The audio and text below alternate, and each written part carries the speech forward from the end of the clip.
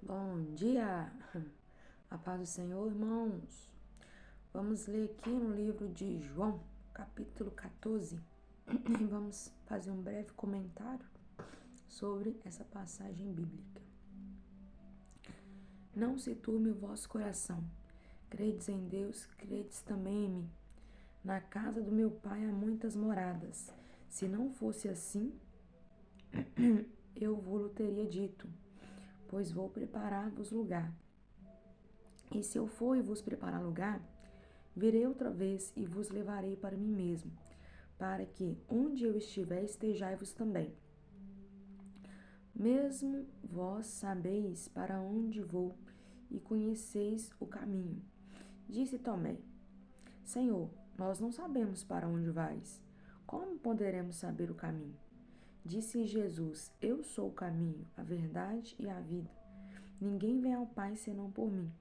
Se vós me conhecedes a mim, também conhecereis a meu Pai. E já desde agora o conheceis e o tendes visto.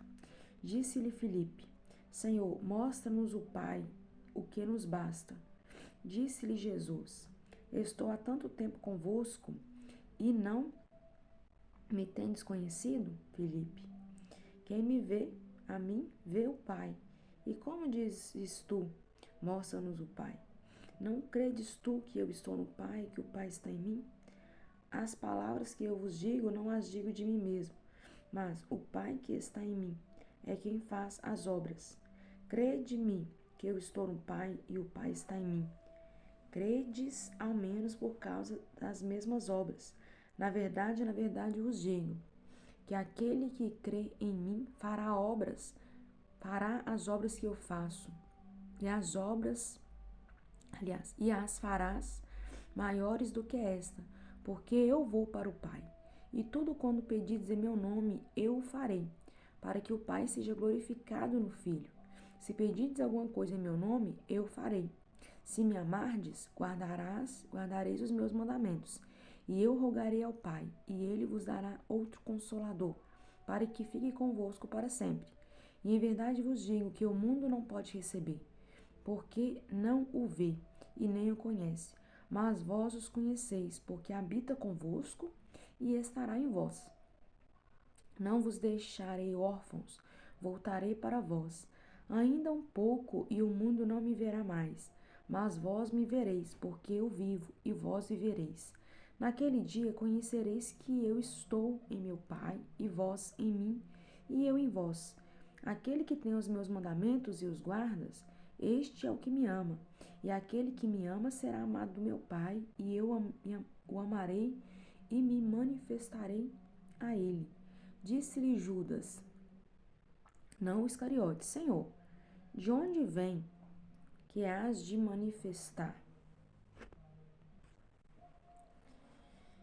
Respondeu-lhe Jesus e disse-lhe: Se alguém me ama, guardará minha palavra, e meu Pai o amará.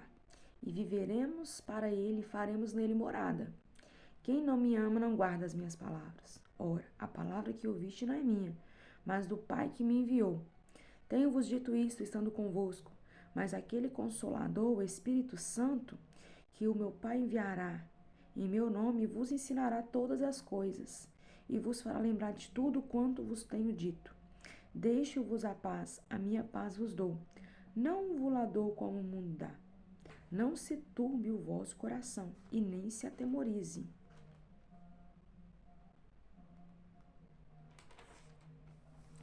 Ouviste o que eu vos disse, vou e venho para vós. Se me amasse, certamente exultareis por ter dito, vou para o Pai, porque o Pai é maior do que eu. Eu vos disse agora, antes que aconteça, para que quando acontecer, vós acrediteis. Já não falarei muito convosco, porque se aproxima o príncipe deste mundo, e nada tem em mim. Mas é para que o mundo saiba que eu amo o Pai e que faço como o Pai me mandou. Levantai-vos, vamos-nos daqui. Bom, essa palavra está falando para nós não turbar o nosso coração, ou seja, para nós não nos preocuparmos com as coisas desse mundo, porque nós não somos deste mundo. Aqui Jesus está falando que ele iria preparar para nós um lugar. E quando ele fosse e preparasse para nós um lugar, ele voltaria e nos levaria para esse lugar que ele tem preparado para nós.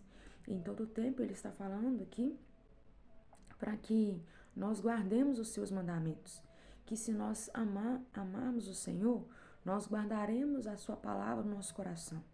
E não simplesmente guardar, mas colocar essa palavra em prática nas nossas vidas. E Jesus também fala aqui que ele iria e deixaria conosco o Espírito Santo. O Espírito Santo, Jesus deixou conosco, e o Espírito Santo ele habita dentro do nosso coração.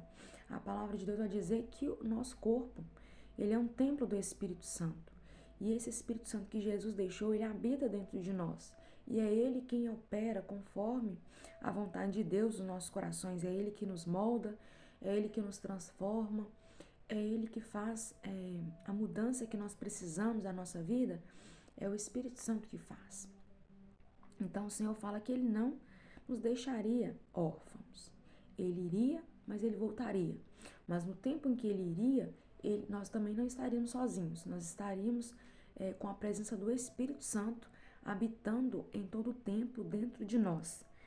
E também Jesus vai dizer aqui nessa passagem que ele deixou conosco a paz dele, a paz dentro dos nossos corações, para guardar os nossos corações de toda ansiedade, para guardar os nossos corações de todo medo, de toda angústia, de toda preocupação. Então o Senhor deixou a paz dele em nós.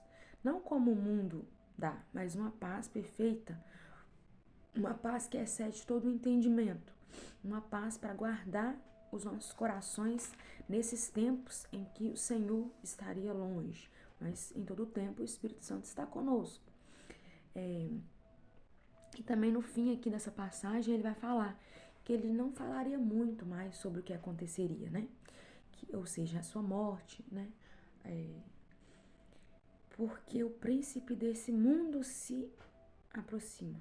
Quando ele fala que o príncipe deste mundo se aproxima, esse príncipe deste mundo nós sabemos que é o inimigo, né? Que é Satanás. Que ele é o príncipe deste mundo, que ele governa esse mundo. Esse mundo, né? Deus deu permissão para o diabo governar. Então as coisas que nós vemos hoje em dia, elas não são do Senhor. O Senhor deu permissão para o inimigo governar nesse mundo. Então se nós vemos aí guerras, nós vemos aí pais contra os filhos, nós vemos aí mortes, destruição, tudo isso aí não provém de Deus, mas é permissão de Deus. Deus permitiu que o inimigo governasse esse mundo.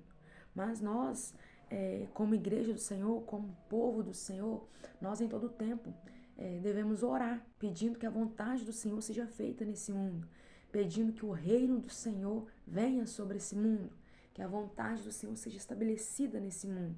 Embora esse mundo não seja plenamente governado por Deus, porque Deus deu permissão para o inimigo governar, né?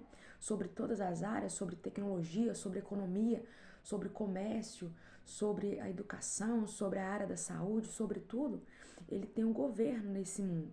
Mas nós, como igreja do Senhor, podemos interceder, pedindo que a vontade do Senhor seja estabelecida.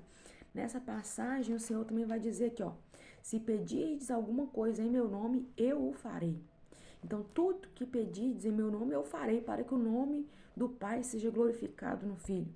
Então, quando nós orarmos, nós podemos pedir ao Senhor para que Ele faça nessa terra a vontade dEle, para que Ele faça o querer dEle nessa terra, para que Ele implante o reino dEle nesta terra.